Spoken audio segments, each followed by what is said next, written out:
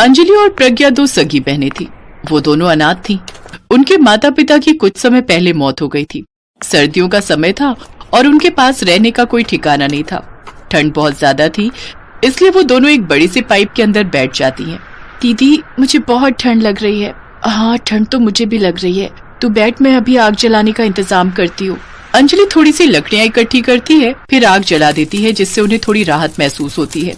कुछ देर बाद प्रज्ञा अपनी बहन से कहती है, दीदी मुझे भूख भी बहुत जोरों की लगी है। पिछले 3 दिन से हमने कुछ भी नहीं खाया है। अब तो पेट भी दुखने लगा है। ये बात सुनकर अंजलि को बहुत दुख होता है और वो प्रज्ञा से कहती है, मुझे माफ कर दे मेरी बहन। मैं एक बहुत ही लाचार बहन हूँ जो अपनी छोटी बहन को खाना तक नहीं खिला सकती। अंजलि उसे पानी पिलाकर सुला देती है। उसके सोने के बाद अंजलि खाने की तलाश में निकल जाती है। कुछ दूर चलने पर वो एक ठेले के पास पहुंचती है। अंकल, मुझे बहुत जोरों की भूख लगी है, कुछ खाने को दे दो। मेरी छोटी बहन भूख से तड़पते हुए सो गई है। आप मुझे 2 अंडे उधार दे दो, मैं आपको पैसे बाद में दे दूंगी।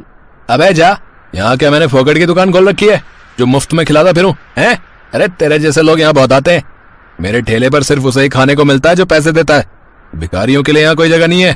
अंजलि उदास मन से वापस उस पाइप में आकर बैठ जाती है और अपनी भूखी सोई हुई बहन की तरफ देखती है। फिर वो भी उसके साथ वहीं पर सो जाती है। सोते हुए अंजलि को एक सपना आता है, जैसे उसका सर उसकी माँ की गोद में है।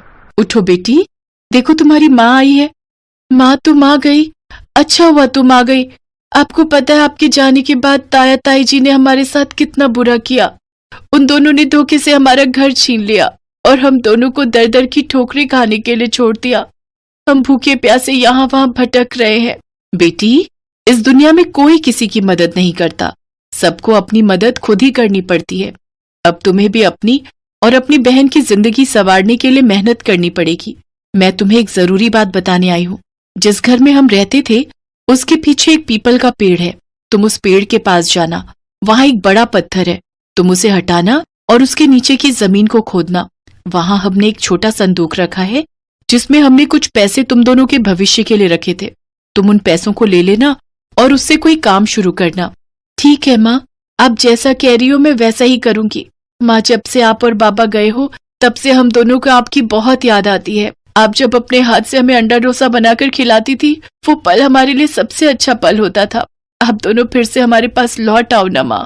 फिर अचानक से सुबह हो जाती है और अंजलि की आंख खुलती है। वो देखती है तो उसकी माँ वहां नहीं होती। माँ, माँ! तभी प्रज्ञा भी जाग जाती है। अंजलि उसे अपने सपने की सारी बात बताती है। फिर वो दोनों अपने घर की तरफ जाती हैं और उसके पीछे लगे पीपल के पेड़ के पास जो बड़ा सा पत्थर था उसे हटाती हैं और उस जमीन पर खोदना शुरू कर देती हैं। खोदने के कुछ देर बाद उसे एक छोटा सा संदूक मिलता है जिसमें कुछ पैसे रखे होते हैं। ये देखो प्रज्ञा, माँ ने जो सपने में कहा था वो सच में कहा था। ये पैसे माँ और बाबा ने हम दोनों के लिए जोड़कर रखे हुए थे। ये हमारे बहुत काम आएंगे। आओ, अब हम इन पैसों से खुद का कोई काम शुरू करेंगे। फिर वो दोनों बाजार जाती हैं और पेट भरकर खाना खाती हैं। फिर जहाँ वो बाजार में देखती हैं कि वहाँ बहुत सारी तरह तरह की दुकानें हैं। यहाँ तो हर जगह अंडा या आलू का डोसा है, कहीं चाउमीन तो कहीं समोसा है। कुछ समझ नहीं आ रहा हम क्या शुरू करें।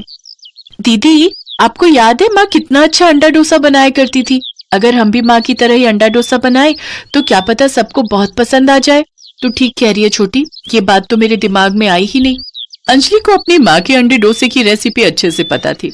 वो जल्दी से जरूरी सामान खरीद लेती है, फिर एक पुराना सा ठेला लगाकर अंडा डोसा बेचना शुरू कर देती है। आओ आओ, स्वादिष्ट अंडा डोसा खाओ। जो एक बार खाएगा वो बार बार यहाँ आएगा। हाँ, जल्दी आओ और अंडा डोसा खाकर ढेर सारा मजा पाओ। पहले तो कोई भी उन दोनों की बात नहीं सुनता।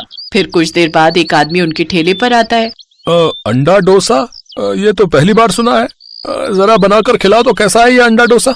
अंजलि उसे अंडा डोसा बनाकर देती है, जिसे खाने के बाद वो आदमी कहता है, वाह, ये तो बहुत मजेदार है भाई। बस हल्का तीखा होता तो और मजेदार होता।